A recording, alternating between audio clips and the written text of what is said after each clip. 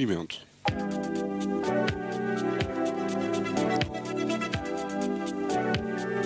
Ao ritmo da sua vida.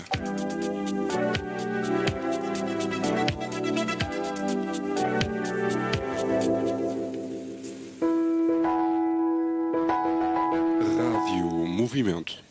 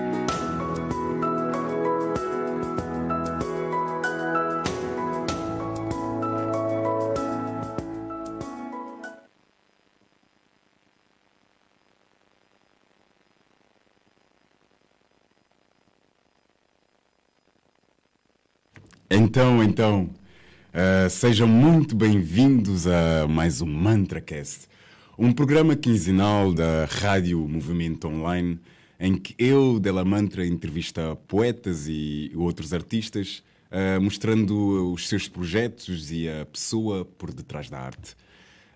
Esta noite terei como convidada a Marina Ferraz. Obrigada, Marina, em primeiro lugar, por ter aceito o convite.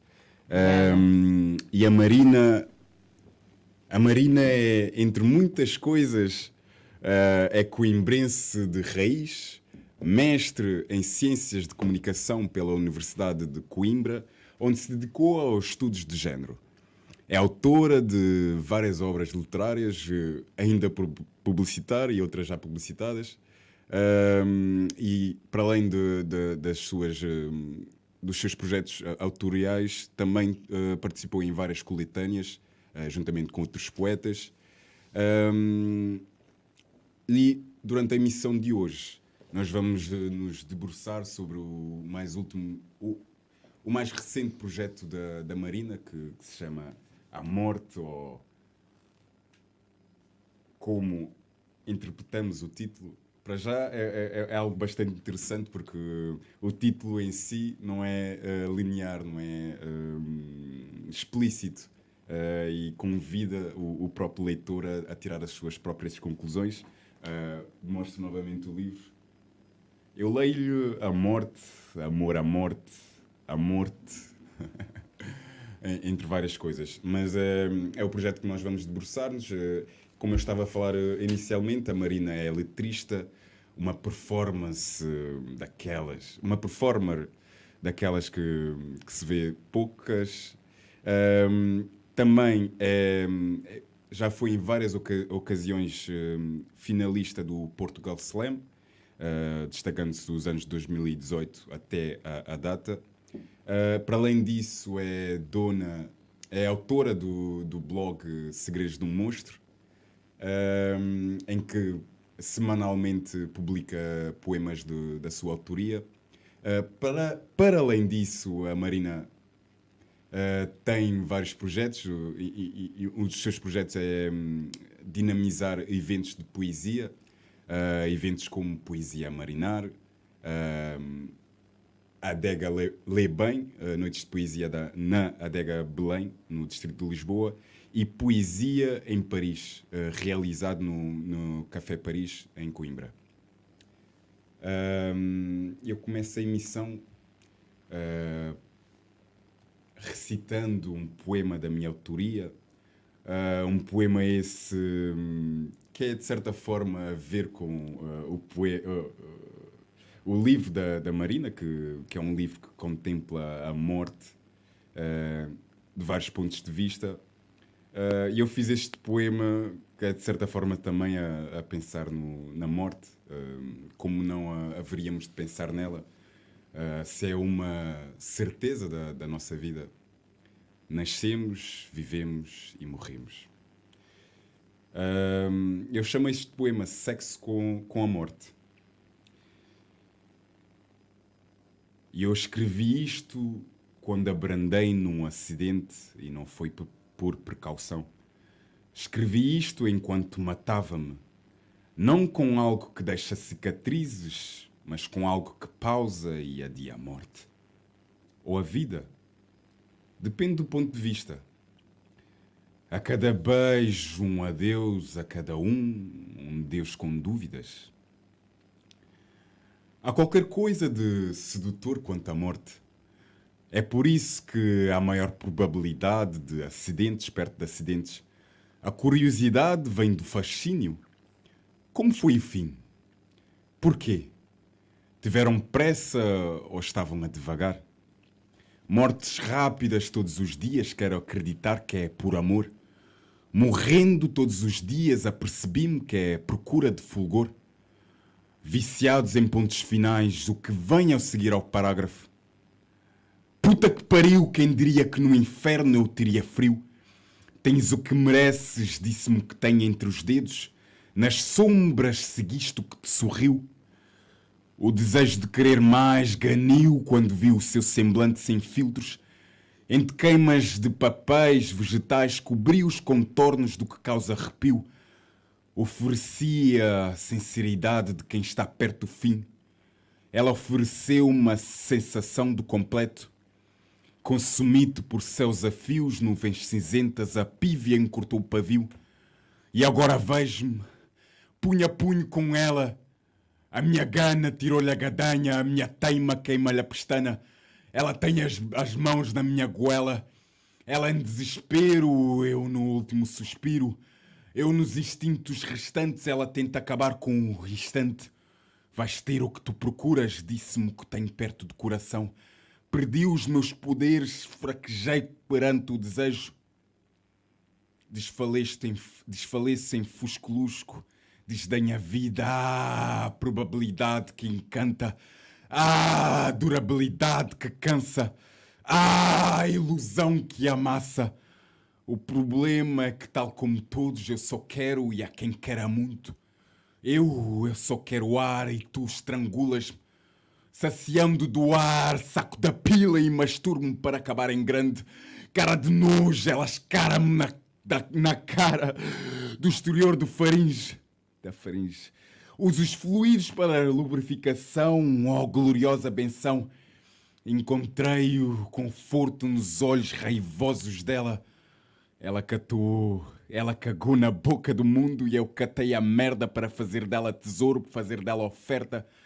Eu que quero acabar como comecei, em posição de feto, aos gritos, louco, encharcado de matéria branca, sem ilusões.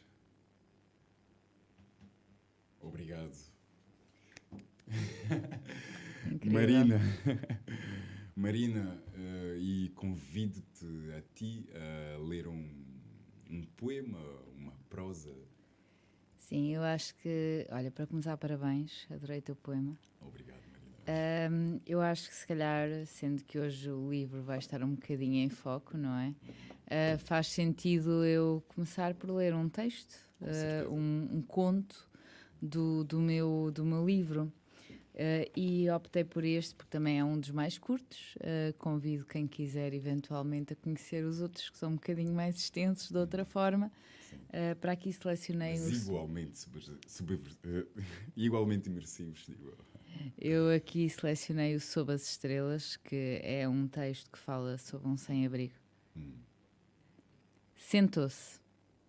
Sentou-se ao luar, sob as estrelas. Eram muitas as vezes em que o fazia. Sentar-se, simplesmente, ele e a solidão. Com ela partilhava as noites. Essas noites nas quais se deixava quedar no chão, ao luar, sob um infinito de estrelas cintilantes. Tinha dado nome a algumas, Mas esquecia-se frequentemente de qual era qual, então mudava-lhes os nomes todas as noites, apenas para que elas soubessem que os reconhecia na distância e que lhes dedicava pensamentos tardios, sempre em tom de agradecimento. As estrelas piscavam-lhe o olho. Talvez respondessem. Estavam longe demais para que as ouvisse. Fingia que ouvia. Fazia-o e formulava respostas cheias de significado. Era isso que fazia quando se sentava, ao luar, sob as estrelas. As luzes da rua eram apagadas às 2 da manhã. Ficava apenas a luminosidade amarela e doentia de muitas ruas vizinhas e os pequenos pirilampos que troçavam das estrelas, cintilando junto ao sol. O vento soprava. A escuridão avançou na hora tardia. A solidão fez-lhe companhia. Olharam os dois um céu onde milhões de estrelas eram agora donas de um nome. Deitou-se. Deitou-se ao luar, sob as estrelas. Eram muitas as vezes em que o fazia. Deitar-se simplesmente, ele, a solidão e a saudade. Com elas partilhava as noites. Essas noites nas quais se deitava, no chão, ao luar, sob um infinito de estrelas cintilantes. A saudade feria mais do que a solidão. Mas não a afastava. Abraçava-a como igual. E ela vinha com a memória do que jamais teria sido feito de esquecimento. Então as coisas trazidas pela saudade eram muitas vezes as que escolhia contar às estrelas. Um dia, fora um homem sem tempo para o luar. Tivera pai, tivera mãe, tivera irmã. O pai morrera de doença. A mãe, de desgosto. A irmã vivia longe. Casara e tivera filhos. Nunca lhes conhecera. Então imaginava-os. Embora os sobrinhos devessem ser já crescidos, imaginava os pequenos a brincar num quintal florido sob as estrelas. As mesmas estrelas. Por isso, pedia-lhes que os abençoasse. As estrelas ouviam. Cintilavam em resposta. Imaginava que do outro lado do mundo gritassem bênçãos protegendo-lhe a família. No tempo em que não havia tempo para o luar, chegara a partilhar a vida com uma mulher, a mulher mais bonita do mundo. Ela não acreditava em Deus ou no casamento, ele nunca fizera o pedido. Tinham simplesmente feito a promessa, uma promessa de mãos dadas junto ao rio, sob o luar e as estrelas. Mas não tinha havido tempo para o luar ou as estrelas, apenas um para o outro, apenas para se olharem nos olhos, julgando que a eternidade pode ser prometida. Não podia. Talvez nesse dia as estrelas já o soubessem, talvez tivessem rido, mas não havia tempo para elas. Então nem fingiu ouvi-las. Suspirou. Suspirou ao luar, sob as estrelas. Eram muitas as vezes em que o fazia, suspirar simplesmente, ele, a solidão, a saudade e a fome. Com elas partilhava as noites. Essas noites nas quais suspirava ao luar, sob um infinito de estrelas cintilantes. A fome atiçava a saudade. A saudade doía mais do que a solidão. Dizia às estrelas. Contava-lhes sobre os cheirões, as mesas postas, a comida abundante que o pai agradecia na forma de reza diária antes de morrer de doença e que a mãe servia com um sorriso antes de morrer de desgosto. Contava-lhes sobre o trabalho e as festas abastadas da empresa. Contava-lhes dos pratos brancos decorados com a ideia do amor que partilhara com a mulher mais bonita do mundo, aquela a quem jurara a eternidade. Chorou. Chorou ao luar, sob as estrelas. Eram muitas as noites em que o fazia. Chorar, simplesmente. Ele, a solidão, a saudade, a fome e o frio. Com eles partilhava as noites. Essas noites nas quais chorava ao luar, sob um infinito de estrelas cintilantes. O frio era como a fome. Atiçava a saudade. Essa que doía mais do que a solidão. E precisava de desabafar com a lua. Mas as estrelas cintilavam. Então fazia delas confidentes, dizia. Contava-lhes sobre o calor, o aconchego da cama onde tomara o amor por garantido. Contava-lhes sobre a ternura morna que um dia arrefecera no bilhete sobre a mesinha de cabeceira. Contava-lhes que morrera nesse dia, que dele guardava uma memória sem saudade. Naquele tempo ainda não havia tempo para as estrelas.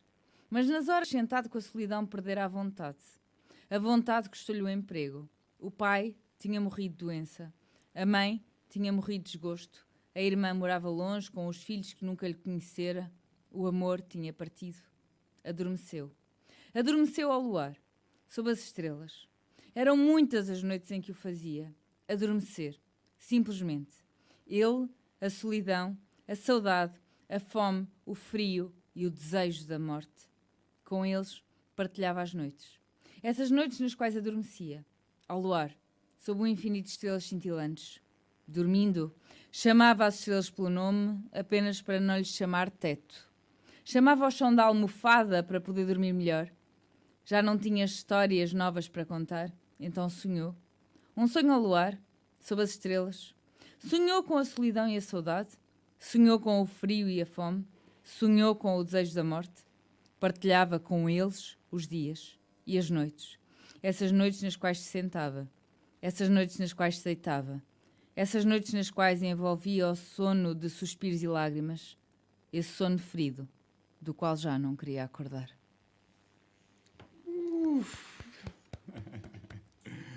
Obrigado, Marina, pelas tuas palavras. E devo dizer que gostei imenso de... Ainda não concluiu, mas estou a gostar bastante do livro, porque tem a particularidade de cada história ser tão imersivo que vale a pena a leitura a qualquer uma delas.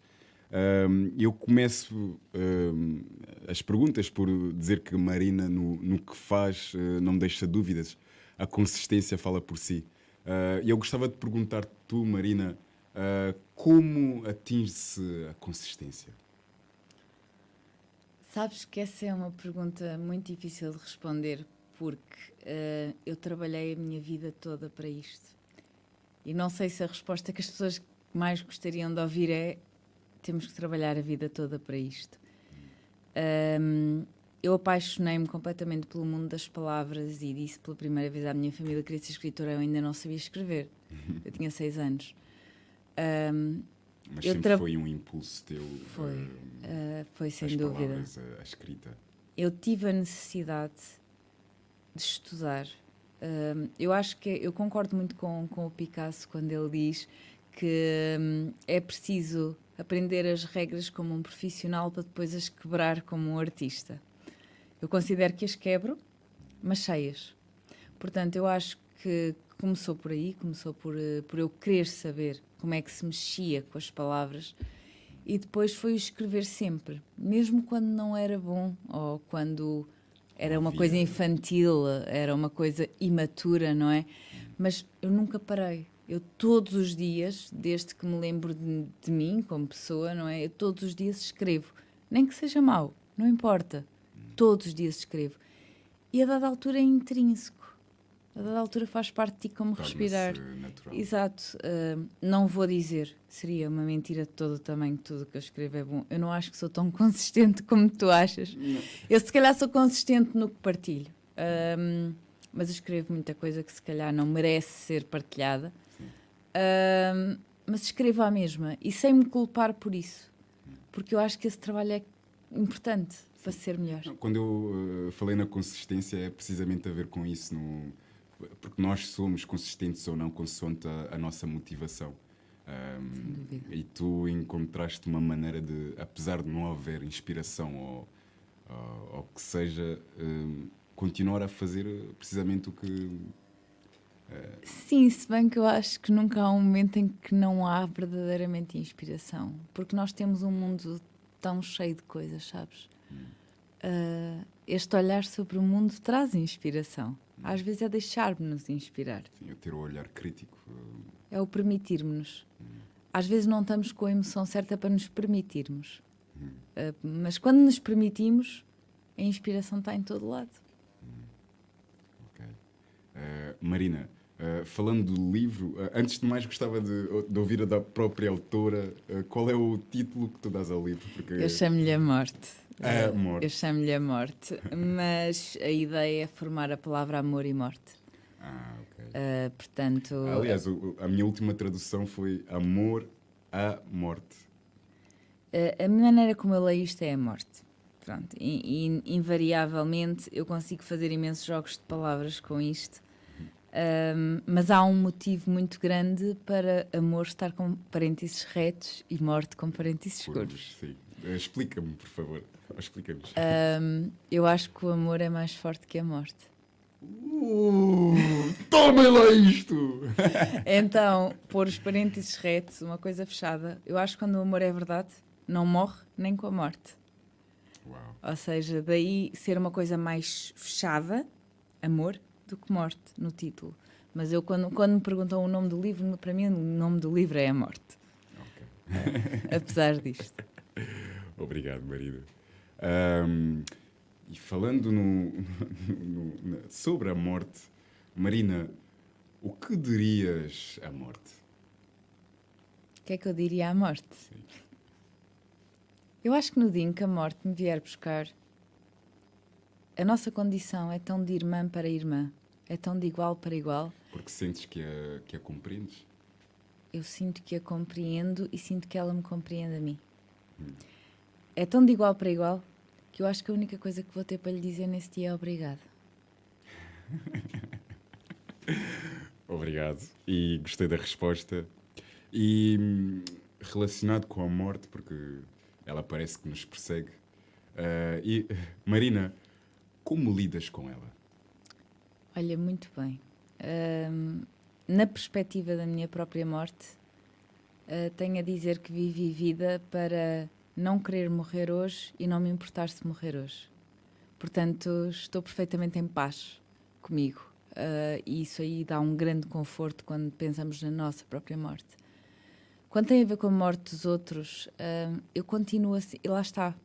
O amor é mais forte que a morte. Portanto, aquilo que a pessoa deixou em mim é uma sobrevida da pessoa. Aquilo que eu tento fazer é honrar todos os dias aquilo que essa pessoa deixou em mim. Então eu tenho uma relação muito boa com a morte, mesmo quando sinto saudade. A relação com o luto, a relação com a saudade, Pesado. tem dias difíceis. Mas com a morte, lido perfeitamente bem. Sim. Porque a morte não causa dor. As pessoas não... Nada na morte causa dor. O que dói é o luto. O que dói é a saudade. A morte não dói. Sim. Eu, pelo menos do meu ponto de vista, é como estavas a dizer, acho que a morte, para quem a entende, é fácil de lidar, mas pelo menos eu não consigo lidar com a morte dos outros. A minha eu sei que é uma constância da vida, é uma certeza que nós temos, mas nós nunca temos a certeza da morte dos outros, por assim dizer. Olha, eu vou-te dar aqui o exemplo mais próximo, a nível temporal, que eu tenho. A minha avó era provavelmente a minha pessoa. Fora do corpo. Eu falava com a minha avó 3 vezes por dia. Tipo, era uma relação incrível. Eu amava aquela mulher de uma maneira que é absolutamente indizível. Não dá para traduzir em palavras. É impossível. A maneira como eu tento mantê-la viva é tentando ser a pessoa que ela me ensinou a ser. E isto dá-me conforto. Ela pode não estar fisicamente presente, mas ela está presente em mim. E quanto mais eu for aquela pessoa que eu sei que ela queria que eu fosse, mais ela está viva. Portanto, eu faço por isso. Sim. E ajuda-me a lidar, percebes? Claro que, há dias, eu ligava-lhe todos os dias às 6 da tarde, eu há dias em que olho às 6, esqueci-me, tipo, 6h05, eu esqueci-me. E já tenho aquela coisa, e depois lembro-me, não me esqueci, porque eu não tenho que lhe telefonar, percebes? Mas isto dá-me conforto, tentar ser a pessoa que eu sei que ela queria que eu fosse. Sim, é a melhor forma de homenagem. Sim. Aliás, o livro, como deves ter percebido, uma das pessoas a quem eu agradeço, não é a quem eu dedico, que a dedicatória do livro é à própria morte, mas uma das pessoas a quem eu agradeço é à minha avó, porque seria impossível fazer tudo o que eu fiz sem ela. E obrigado à tua avó por nos presentear com a tua alma e a tua arte. Marina, o que a morte ensina? Pergunta tão difícil. A morte é o fim de uma jornada.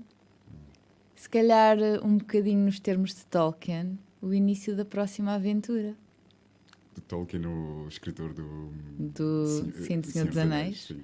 Não é? Que eles no fim vão, quando eles entram no barco, eles vão para a próxima grande aventura, que é a representação do atravessar do Rio Letes. Pelo menos na minha interpretação, claro que isto é uma interpretação, há várias. Mas para mim aquilo que eles estão a fazer quando dizem que vão para a próxima grande aventura é morrer. Ninguém sabe o que vem depois. Eu seria defensora da ideia de que não interessa o que é que vem depois. Se for só desligar, ótimo. O que interessa é viver esta vida de forma a fazer com que isso não importe. Por isso é isso, a morte é a próxima grande aventura. Roubando as palavras da Tolkien, que isto não é meu. Obrigado, Marina. Marina, obviamente uma pessoa que eu considero bastante inspirada. Gostava de perguntar-te se para ti a inspiração é uma fórmula ou um sentimento? Inspiração, para mim, é um sentimento. Eu acho que não existe uma fórmula para uma pessoa se sentir inspirada. Uma pessoa pode ter uma postura na vida que estimula o encontrar esse sentimento. Sim, lá está a consistência que tu tens. Às vezes é o ouvir. O ouvir? O ouvir. O estar num sítio e ouvir. Ouvir alguém que precisa desabafar num momento.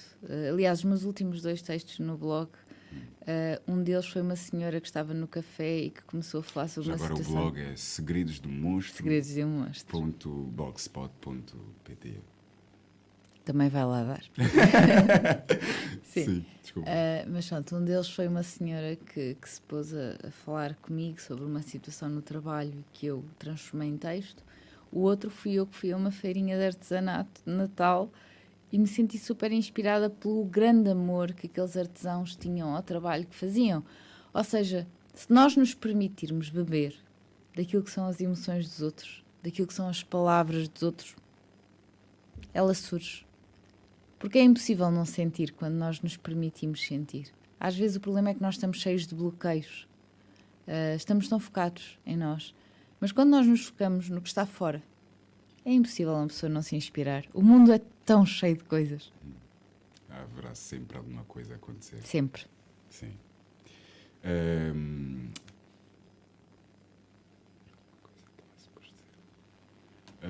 Marina, tenho aqui uma pergunta relacionada também com o livro. E a pergunta é: haverá algum morrer que não é suposto ser? Se eu acredito que há vidas ceifadas antes de tempo. Sim, por assim dizer, sim. É assim, eu vou pôr as coisas nos termos, se calhar, um bocadinho duros. Eu não acho que há vidas ceifadas antes de tempo. Principalmente nos tempos que vivemos, nos tempos que nós vivemos, em que havia uma obsessão à morte ou uma certeza de quando seria a finalidade dela. Eu acredito que nós nascemos um bocado com a sina traçada. O que nós fazemos daqui até aqui é connosco, ou deveria ser, porque há pessoas para quem nós sabemos que não é. Apesar de tudo o que se diz, as escravaturas ainda mais do que existem. Portanto, há pessoas que não são muito donas de si próprias durante esse tempo de vida. Mas eu acho que nós temos aquele tempo e que aquele tempo está estipulado. Agora, se nós olharmos para o mundo, e se eu acho que devia haver, por exemplo, situações como guerras e afins, se calhar a linha daquela pessoa era aquela. Mas é duro ver morrer daquela maneira. É duro para quem fica ver morrer daquela maneira, porque quem morre acabou ali o sofrimento, mas para quem fica é duro ver. E nós pensamos, esta vida foi ceifada antes de tempo. Se calhar não, se calhar já estava pré-definido que seria assim, não sei. Não sei como ninguém sabe, não sou dona de nenhuma verdade universal sobre a morte, mas eu acredito que eventualmente isso estaria com alguma definição. Agora, que o mundo devia ser menos cruel, para esse tempo ser mais. E se eu acho que toda a gente deveria ter livre-arbítrio durante o tempo de vida, isso completamente. E é duro ver pessoas irem em determinadas circunstâncias. Nem é o morrerem às vezes cedo, é a maneira como morrem. Sim. A vida não é como nós morremos. Não é quando nós morremos, mas como nós morremos. Não é? Como nós morremos. Sim. E certamente que a morte nunca. Aliás, terá havido mortes que terão trazido sentimentos positivos, mas por norma a morte nunca é nesse contexto de algo positivo. E a morte traz muita coisa, uma delas é a tristeza. E Marina, eu gostava de perguntar-te qual é o teu melhor remédio para a tristeza? Olha, o meu melhor remédio para a tristeza é tratá-la como se fosse um ser vivo.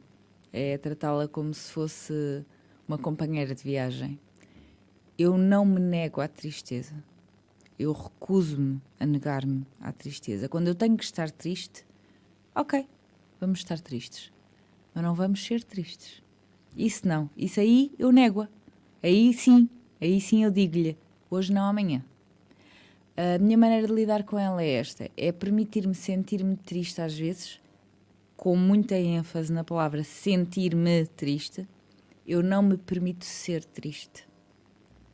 Porque nós podemos estar tristes e ser pessoas felizes. Aceitarmos que num determinado momento aconteceu alguma coisa terrível, tivemos um dia mau, perdemos o nosso emprego, perdemos um amigo, uma relação acabou, o que for. Naquele momento estamos tristes. É normal estar triste, é humano estar triste. Aceitar, abraçar. Ok, vou tirar este momento e vou estar triste. Mas não deixar isso perpetuar. Porque nós podemos ser pessoas felizes mesmo estando tristes às vezes. E eu escolho ser feliz. E acho que é nessa escolha que está a resposta à tua pergunta. Como é que eu lido com a tristeza? Escolhendo ser feliz.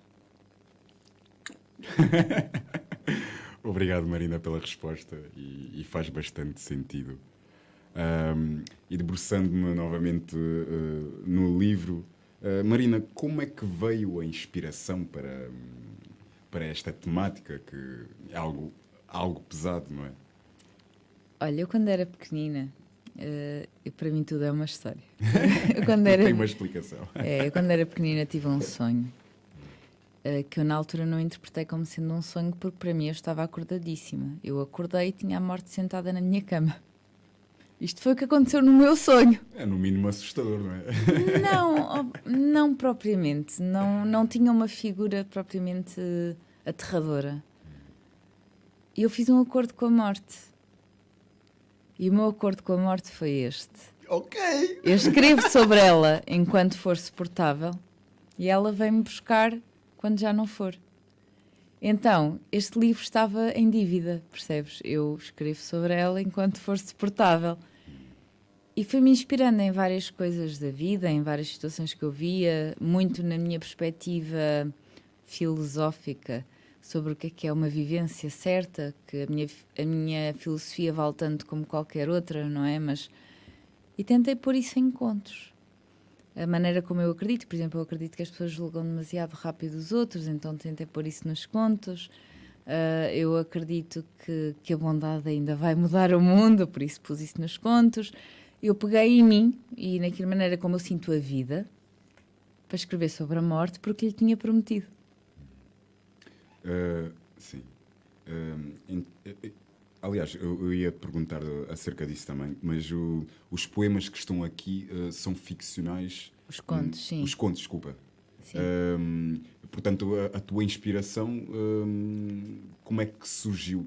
Foi a partir de vivências que foste absorvendo ou foi, não é suposição, mas criar situações, por assim dizer? Olha, há contos aqui que foi histórias que me contaram que eu ficcionei. Há contos aqui que são histórias que eu ouvi na comunicação social, como toda a gente, que eu ficcionei. Há contos aqui que são simplesmente histórias que eu imaginei de raiz. Há aqui um bocadinho de tudo. Não há aqui nenhuma história que eu te diga que de início ao fim é verdade. São todos ficcionados. Se calhar aquele que tem uma base, um começo mais fidedigno é o Cor de Cereja, que foi inspirado numa história da minha avó. Mas a dada altura eu fiz uma coisa, que foi a personagem Posta, ela tinha o mesmo sonho que a minha avó. A minha avó optou por seguir a visão dos pais e eu peguei como se essa pessoa tivesse batido o pé e lutado pelo sonho. Ou seja, eu ali dividi. Ela é quase que não tem ficção nenhuma até àquele ponto e dali para a frente é completamente diferente da realidade. Imaginei uma segunda história e se a minha avó tivesse feito diferente naquele momento. Foi um bocadinho por aí. Mas todas as histórias deste livro são ficcionadas ou ficcionais. Todas. Ok. Eu aproveito a deixa para ler um conto do livro. Este conto chama-se Vedação Branca. Ela lavou as mãos, olhos abertos, fixos na água enrubescida. Deixou-a correr. O seu som a lavar-lhe as memórias das mãos ainda ensanguentadas.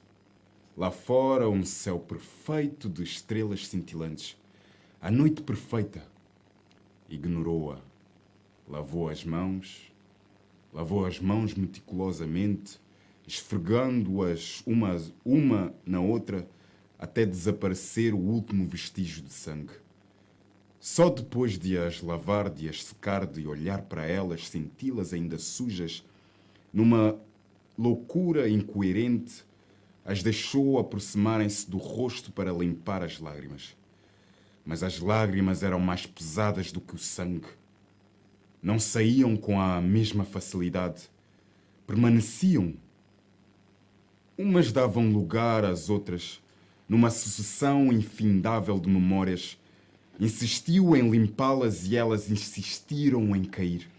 Chorava. E eram lágrimas de sangue feitas de água e sentimento. Olhou o espelho. Olhando nele, o seu reflexo compreendeu que podia chorar. Finalmente, era tempo. Podia deixar que as lágrimas ganhassem o duelo, que saíssem vencedoras da mesma guerra em que se cansara de ganhar batalhas vazias. Pela primeira vez podia chorar.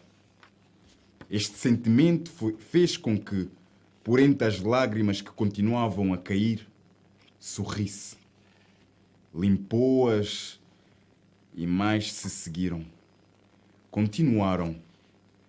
Talvez não parassem mais. Olhou as mãos, sentia-as sujas. Não estavam. Ainda assim, sentiu o ímpeto de as lavar novamente. A água corria, as lágrimas caíam. Lá fora, a noite estava perfeita. Lembrava uma noite perfeita como aquela, o dia que se seguiu. O vestido branco sobre a cama, a liga na perna. A irmã a ajudarem-na com a roupa que não destruísse o penteado perfeito e a maquilhagem irrepreensivelmente feita. Também naquele dia a perfeição anoitecera assim. Chorava e sorria. Não era tão diferente. Eram tão diferentes as lágrimas e os sorrisos. Ele esperava no fundo da nave da igreja, junto à imagem da Virgem, que fitava o céu de mãos em constante prece. O fato perfeito feito à medida. A flor na lapela, aceito. A palavra, por fim. Tomou-o por seu, pior. Amou-o ainda mais. Prometeu a Deus até que a morte nos separe. Curioso, cumprir a promessa. Ambos a tinham cumprido. Lavou as mãos. A casa grande, branca, com portadas em madeira de carvalhos. O jardim impecavelmente retratado. As mãos dele, carregando-a em peso para dentro do seu novo lar. Não aguentas comigo, dissera, quando ele a erguera. Mas ele aguentava. Admirava-lhe a força e envolvera-lhe o pescoço num abraço suave. Ele rira. Sou mais forte do que julgas, fora a resposta. Era. mas ela só o soube depois. A vedação branca perfeita, o bairro pacato, onde todos se tratavam pelo nome, mas ninguém sabia de ninguém. O carteiro sorridente, que cumprimentava toda a gente à moda antiga, com um toque no boné e uma pequena reverência. O jornal matutino que apanhava no alpendre e lhe levava à mesa, onde, já pronto para o dia de trabalho, ele bebia o café com leite. O beijo suave e reprimido nos lábios. A despedida com o aceno à janela. Suspirou. A perfeição da vida plena. Dentro de 4 paredes onde nunca faltava coisa alguma. Tu é que tiveste sorte, as amigas comentavam. Havia colares de pérola no seu pescoço e molduras de broadas a ouro nas paredes. Tu é que tiveste sorte. Naquele tempo ele já vinha sempre tarde, quase sempre acompanhado pelo aroma suave a cachimbo e whisky envelhecido. Mas isto não estava no seu pescoço nem nas suas paredes. Não se expunha. Era segredo. Por isso supunha que sim, que tivesse sorte. Não parecia sorte quando os avanços dele vinham tardio e indesejados. Quando a agarrava contra a cama e investia contra ela as frustrações do dia, ignorando os pedidos dela para que parasse ou fosse mais meigo. Não parecia sorte quando precisava de cobrir os hematomas nos pulsos, mas cobria-os com maquilhagem de marca e pulseiras de diamante. Talvez fosse sorte. Não sentia que fosse. Certo dia, por não sentir, repeliu. Era tarde. Ele chegara, arrastando os pés e alargando atrabalhoadamente a gravata acetinada. Cheirava a álcool e transpirava. Afastou-o de si com um movimento subtil. Ele julgou-o brusco. A violência da sua mão a embater-lhe contra o rosto era uma memória que podia desvanecer com o tempo. Podia perder-se de permeio por entre tantas memórias. Mas o olhar deslocado, o prazer ondeante que nele se espelhou. Não podia esquecer isso. Ele também não esquecera. Usara o seu corpo uma vez e outra, à medida que a ensinava que, quando mais resistisse, maior seria o desejo que o movia. Tens tanta sorte. As palavras e as noites perfeitas que se sucediam ao redor da casa perfeita e iluminando em luar as flores vivas do jardim e a vedação impecavelmente pintada de branco. Lavou as mãos. Arrastara-se certo dia para aquele mesma casa de banho, cambaleando, tentando conter as lágrimas. Olhara exatamente para o mesmo espelho, não chorara, não sorrira. Levara somente a mão as manchas arroxeadas e negras e acastanhadas que lhe enchiam o rosto e corpo despido. Apercebeu-se nesse olhar de que a imagem no seu corpo a enojava. Fechou a torneira, tirou a camisola outrora branca. Era vermelha. Vermelha. A cruzinha vermelha no teste da gravidez. Lembrava de ser feliz ao vê-la, apesar de tudo. Fora uma felicidade temporária, mas fora felicidade. Lembrava este momento assim, mas também lembrava a troca de palavras. Cada palavra um punhal. Rádio Movimento. Obrigado, Rádio Movimento. Mas fora felicidade, lembrava este momento assim, mas também lembrava a troca de palavras, cada palavra um punhal, e os gritos e os desentendimentos, o trabalho primeiro, o dinheiro primeiro. Não havia tempo para noites mal dormidas. Não vais tê-lo. Lembrara-o a medo de que era uma pessoa. Ele sorrira, um sorriso tão cheio de maldade que a fez recuar, antes mesmo de as mãos dele se dirigirem a ela e atirarem ao chão e dos pés se dirigirem desmandados, acertando-lhe nas costas, nas pernas, nos braços que tentavam em vão proteger o ventre. Não vais tê-lo. Tentar ignorá-lo, contrariá-lo, fazê-lo compreender. Ele não percebia, disse que ia embora, que ele não tinha o direito de a obrigar a abdicar daquela criança. Ele tornara a sorrir. Arrastou-a pelos cabelos até a cave e agarrou-lhe pelo pescoço antes de atirar pelas escadas e fechar a porta, trancando-a. Também era vermelho o sangue que perdeu essa noite e durante os dias seguintes. Aquele bebê não ia tê-lo. Ele matara-o. Iria matá-la também. Deixou-se chorar um pouco. A cave tinha uma janela pequena, gradeada, que dava para o jardim. Teria fugido, se possível. Então limitou-se a olhar por entre as grades e as lágrimas. A noite lá fora estava perfeita. A imagem do espelho refletiu a pele tintada num tom escarlate. Por entre os cortes, as cicatrizes e as nódoas outrora negras que ganhavam agora um tom amarelado e doentio.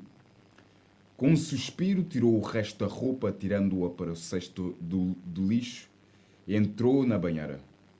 Sentiu o cheiro do sangue metálico agarrado ao corpo nu. Já não sentia o nojo no seu corpo, apenas sangue. Era o mesmo cheiro que sentira da primeira vez que a cortara. Lembrava-a claramente. Estava na cozinha quando ele chegara. Lembrava-se do olhar de soslaio, a tempo de o ver pousar a pasta de executivo, despir o casaco, pendurando-o na bengaleira junto à porta. Chegara tarde e o jantar arrefecia à mesa. Ele sentara sem palavras e levara uma garfada à boca, queixando-se no momento seguinte. Se tivesses vindo a horas, estaria quente, dissera ela, num tom pausado, calmo, quase de brincadeira. Tentar perdoá-lo era algo que, naqueles tempos, ainda tentava fazer. Ele levantara-se, aproximara-se dela, encostando-a contra os móveis e levara a mão à banca. Não se moveu. Quando ele encostou a faca ao seu rosto, queria sentir o espanto, mas sentiu apenas medo. Onde estava o homem que a carregara nos braços para dentro de casa? Quem era aquele homem de olhos esbugalhados e severos que insistia em atacá-la?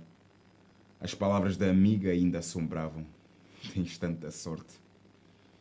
Ele fizera a ponta da faca deslizar pelo rosto, pelo pescoço, pelo braço e premira-a contra a pele. Mordera o lábio para se impedir de chorar quando a dor lancilante do corte surgiu. Não dizes nada? Perguntara ele, num sussurro. Ela não fora de facto capaz de dizer coisa alguma. É porque sabes que me mereces. E ela perguntara-se em silêncio, mereceria? Porquê? Tornou-se um hábito não só os cortes, as chapadas, as queimaduras, a violência, os insultos, as acusações descabidas, os nomes triviais e ofensivos, os dias fechada na cave, as visitas noturnas que a deixavam geralmente sem conseguir sequer andar. E as palavras, tu mereces. A água caía-lhe sobre o corpo, quente, leve, pura. A água era tudo o que as memórias não eram, nem mesmo as memórias da água. Lembrava este dia, o dia em que decidira de alguma forma que, mesmo fechada na cave, ela estava a traí-lo. Tinha chegado do trabalho com essa ideia fixa. Ela não perdera o tempo a defender-se. Demorara, mas tinha aprendido finalmente. Não valia a pena. Deixava que ele a arrastasse até a casa de banho e a segurasse pelo cabelo em frente ao espelho, obrigando-a a fixar-se. Como é que consegues olhar para ti mesma? não és melhor que as pegas da estrada. Ela forçara-se a não chorar, enquanto ele enchia a banheira e forçara-se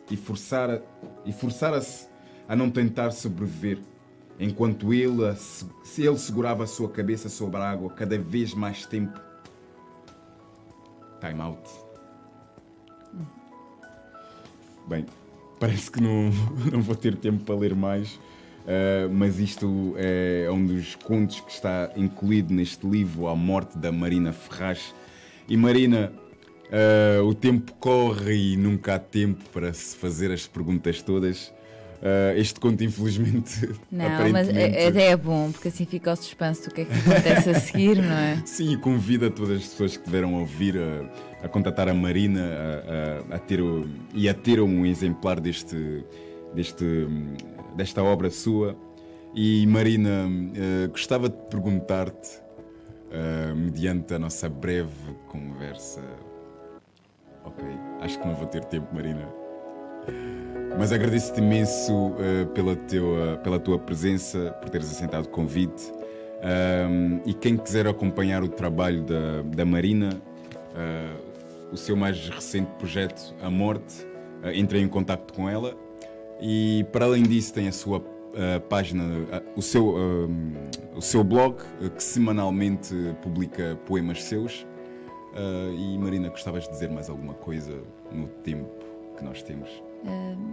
Não, basicamente é o que tu acabaste de dizer. Quem quiser acompanhar-me pode fazê-lo pelas redes sociais, pode seguir o meu blog. Todas as semanas publico textos, já faço isto desde 2006, já lá vão muitos aninhos. Tenho uma ligação muito grande ao meu blog. Se alguém achar que tem uma história que poderia transformar-se em conto, também tenho 2 ouvidos e vontade de me deixar inspirar. Portanto, às vezes dizer isto também é bom. E agradeço-te muito a oportunidade de estar aqui, porque realmente é sempre bom podermos mostrar o nosso trabalho e ver, como eu estou a ver em ti, que efetivamente as pessoas gostam dele e que ele diz alguma coisa a alguém. É muito importante. Obrigada. Obrigado, Marina. Obrigado à Rádio Movimento e não esperem pelo próximo episódio, porque nós também não.